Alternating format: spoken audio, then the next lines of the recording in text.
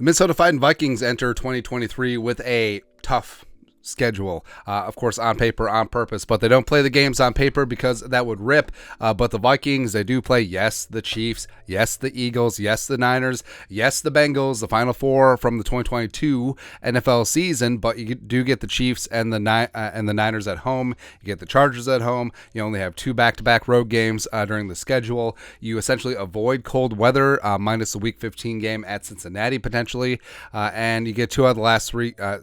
Actually, all 3 of the last 3 games are in division, including 2 against the Lions. So things are coming up Millhouse for the Vikings. But Will Brinson over at CBS Sports predicts that the Vikings will go 8-9. First off, this format gives me a stroke. I don't understand it. So you have the AFC West and the NFC East, and then you have the NFC East and the AFC East and the NFC North. I don't get it. I don't get it. But I digress there. So the Vikings reportedly go 8-9 from Will Brinson, and the Lions win the division at 10-7. The Packers and the Bears are down at the bottom at 6-11. Now, I believe those 2 spots. I believe that the Lions could flirt with 10 wins, sure, but 8-9. I don't know, man. I fully understand that the Vikings have a tough schedule, but the Vikings are not an easy out for who they play because they have to play the Vikings too. So it's not that big of a deal. So, I mean, I cannot fathom, even taking off my Homer hat, I can't see 9 losses anywhere on the schedule, barring some sort of catastrophe, which we've seen before as Vikings fans. But looking around, so Brinson, by the way, someone did the math on this, and then the entire league is 4 games over 500, so there you go. But he has got the Cardinals at 3-14, securing the number 1 overall pick. You have the Colts at 2, it looks like, at 4-13. The Buccaneers at 5-12. The Cardinals don't get the double dip, as the Texans actually a punch above their weight, finish 7-10, second in the AFC South. So the Vikings, just glancing around. So the Vikings play the Chiefs, the Eagles, by the way, how'd the Eagles end up 10-7? Yeah, but the Vikings play the Chiefs, the Eagles, the Bengals, the Niners, the Lions twice, as well as the Falcons. So they play 6 division winners under his projections. I don't know, man. I don't know. But the Vikings would finish outside of the playoff places because it looks like it would be Dallas as the first wild card, and then a toss-up between the Giants, the Rams, and the Seahawks for the final 2 spots. Sort of is what it is. But, the Vikings and the Panthers end up with the same record. Nice. Cool.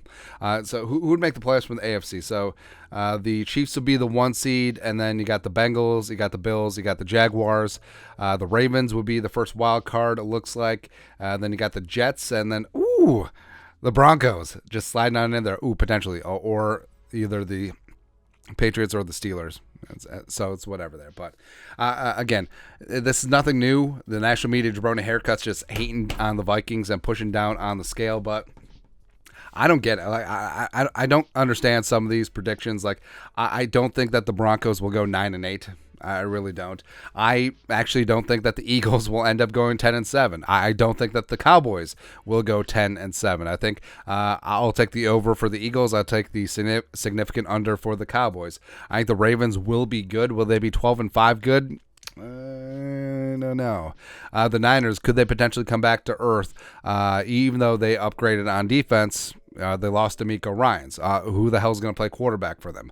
I actually think that Seattle could surprise people a lot more than you think. Arizona's going to be bad, yes. I think the Browns low-key might be pretty damn solid, especially if Deshaun reverts back to Texans form.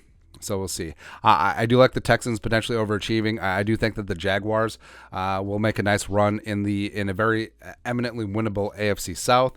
But then the NFC South, it kind of is wide open. I think that Carolina is going to give people more of a run for their money than they think. Falcons, sure. Could they run away with the division? Do you get it? Saints, who knows? Yeah, but overall, I could see the Lions going 10-7-ish. I could see the Packers and the Bears combining for about 12 wins, sure. But the Vikings at 8-9, I just don't see it, man. I just really don't. And again, it might be the biases, it might be everything. And everyone says like, oh, they're going to play the Eagles. They get the Eagles early in the season as they have to gel with 2 new coordinators and some new pieces on defense. And then you get the Chargers at home. You get the Chiefs at home. You get the Niners at home. Fully understand that. Fully get it, man. You get the Saints at home. The Saints may be good this year.